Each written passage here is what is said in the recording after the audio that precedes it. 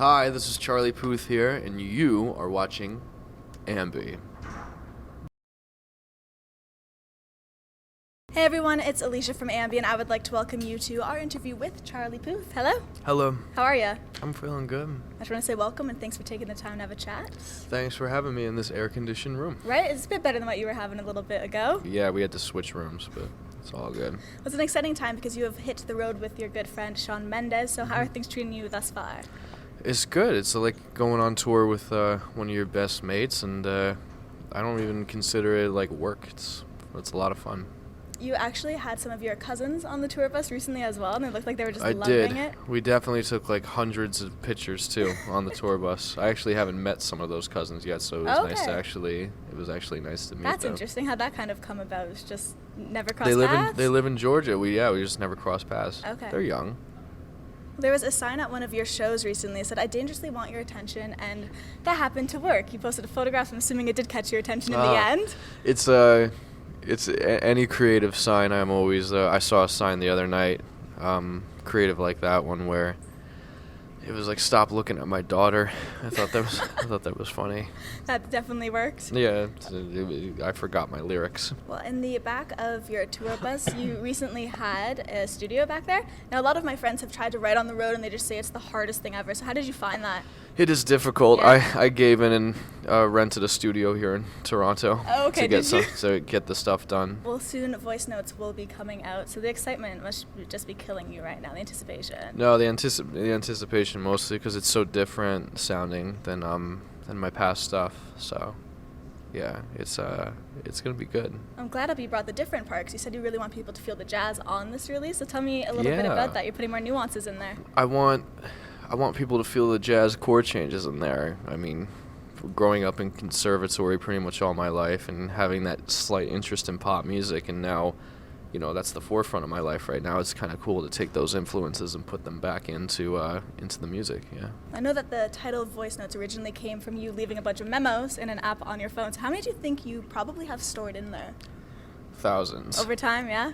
Definitely. And then you keep them all? Yeah, I have ones from 2014. Wow.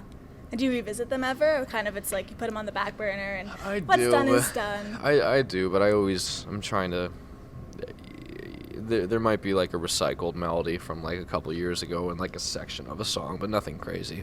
Okay. Well, when it comes to Attention, a really cool single of yours, the video really has a party vibe to it for sure, especially in the backdrops of everything. Yeah. But I know you're not a really big partier. No. You used to actually just kind of stay home, code, which was the exact same thing. I would play video games rather than have kind of that party atmosphere. Right. So I was wondering if you maybe share another nerdy quality. I mean that in an extremely endearing way. A nerdy quality about me. Like you said, I used to code for early Windows XP operating system betas, and I used to, I'm in love with computers. When I figured out how to install Mac OS X 1.0 on my Toshiba laptop back in the day, that was like the highlight of 2007 for me. How long did that take you? Because I took a couple coding classes as well, and it's so difficult. I just looked it up online. It took me like a good month to like get it down. Okay. I'm pretty sure I'm not so good at it now, but. One thing I wanted to ask you, because now that I have the opportunity to, is when you did that cover many, many moons ago of Candy Shop by 50 Cent. Wow. Was it difficult keeping it together?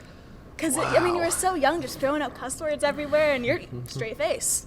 That is, you throwing it back. That was when my hair was puffed up. Honestly, I don't know what I was thinking when I was making that. I've always liked being funny, even though I don't appear to be very funny right now. I'm kind of like sedated a little bit, but I think I always had like some sort of sense of humor. And then just speaking to candy, you apparently do something a little bit bizarre with some of your favorite candies. There are 2 Reese's Pieces. You put them together with the Butterfingers. Why? When did that start for you? It's delicious. Because you really can't decide what's a better peanut butter cup situation, a Butterfinger or a Reese's peanut butter cup. So you just put them together. Why decide? And just to wrap things up, anything you want to leave with your fans who will be viewing? I love you all very much. Thank you for supporting me and, watching the Candy Shop music video from back in the day. And a lot of new stuff is coming soon, so stay tuned. Awesome. Congrats on the upcoming record release, and thanks so much for chatting. Thank you for having me. It's my pleasure. And remember, to everyone viewing, you can visit us at musicblogger.com for all exclusive interviews, features, videos, and so much more. We'll see ya.